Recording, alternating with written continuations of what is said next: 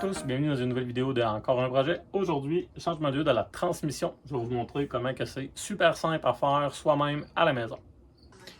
Pour commencer, vous avez la plug juste ici, qui est la plug de niveau. Ça va être un Torx T40 qui va servir à démancher la plug de niveau.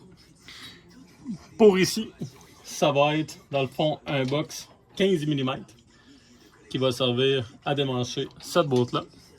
Et la plug de vidange se situe l'autre côté. Celle-là va être un box de 17 mm. Fait que je démange ça, puis on laisse vider, puis on attend, puis après ça, on va pouvoir ramasser le tout.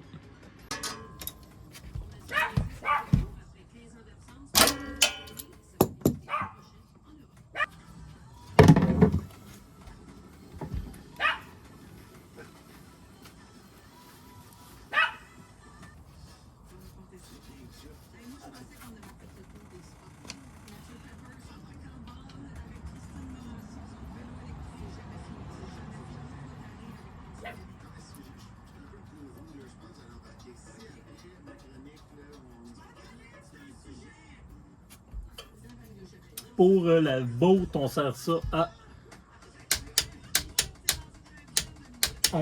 à 30 Nm. Maintenant, pour le remplissage, c'est super simple. Dans le manuel Can-Am, ils disent qu'il rentre 500 ml. Fait qu'on va directement dans la plug de remplissage. Puis, c'est sûr que allez-y quand même smooth pour pas rien déborder.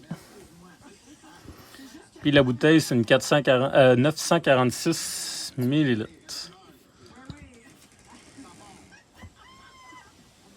Fait qu'en réalité, normalement, à 450, on devrait avoir la bonne quantité d'huile. Fait que là, j'étais à 500. Présentement, j'ai mis de l'huile. Ça commence à ressortir sur le côté. Fait qu'on est correct au niveau de la quantité. On va attendre que ça s'écoule un petit peu pour être sûr que le niveau soit bien. Trop, ça peut endommager. Pas assez également. Fait qu'on laisse le niveau d'huile pour couler. Fait que c'est sûr que c'est aussi simple que ça de ce côté-là. On peut replacer le bouchon. De toute façon, on est sûr de ne pas enregistrer. Le niveau coule. Le bouchon ici, il y a un serrage, si on se base selon le manuel, de 4 Nm, 4.5 Nm. Fait que c'est vraiment pas beaucoup. Fait qu'on fait vraiment juste la coter à la main au ratchet pour pas briser les filets. Puis c'est tout. Fait que aussi simple que ça.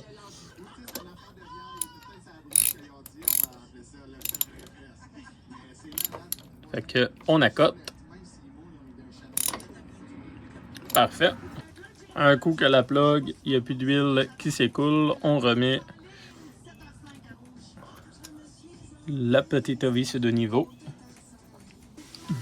La plug sur le côté, couple de serrage de 15 Newton. On va s'arranger.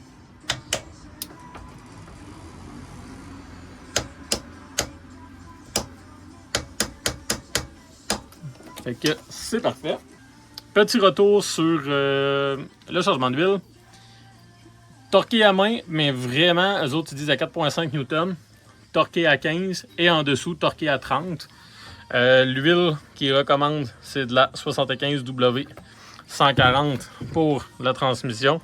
Puis vous voyez, là, il me reste à peu près 350 ml sur 950. Dans le fond, il n'y a pas de danger de se tromper vraiment. Là. Vous laissez la plug ici, vous mettez l'huile. Quand ça commence à couler, vous la laissez couler un peu pour vraiment que le niveau s'hydrate. Puis après ça, vous avez juste à remettre le bouchon comme ça. That's it. Puis le changement d'huile est fait. Fait que c'est ça dans le fond pour faire le changement d'huile au niveau de la transmission. C'est super simple. Vous n'êtes pas obligé de démancher le plastique sur le côté. Je l'ai fait pour le biais de la vidéo. Dans le fond, tout est accessible au niveau de la machine. Fait que tout au niveau de la drain plug qui est juste en dessous. Le côté ici, dans le fond, au niveau de la plug de vidange. Puis la plug justement de remplissage. Tout est accessible. Fait qu'on n'est pas obligé de tout démancher au complet le côté.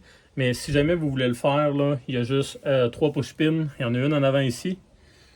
Il y en a une en arrière, une ici, en bas là. Puis par après, on fait juste tirer ici, là, devant. Puis le derrière est vraiment juste... dans le fond, on tire le derrière comme ça.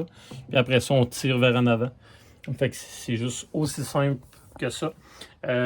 Pour le prix de l'huile, honnêtement, là, faire les changements d'huile aux 20 000 km, je trouve ça ben trop élevé. Fait que moi, je vais faire aux 10 000 km. C'est sûr que ça dépend de ce que vous faites avec.